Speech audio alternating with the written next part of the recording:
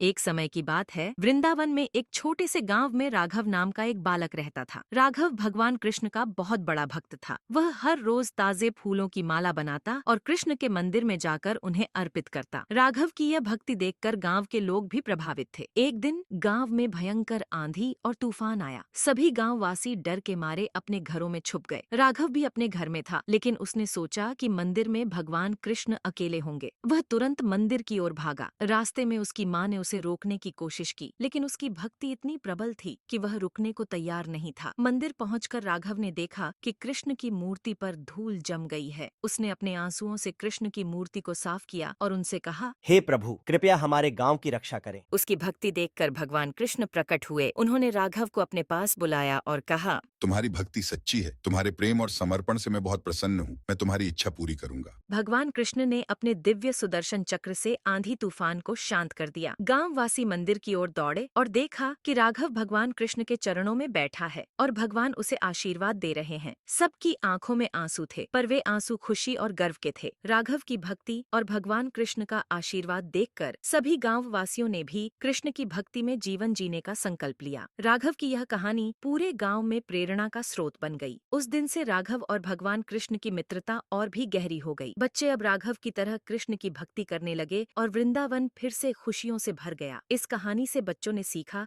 कि सच्ची भक्ति और प्रेम से भगवान हमेशा अपने भक्तों की रक्षा करते हैं।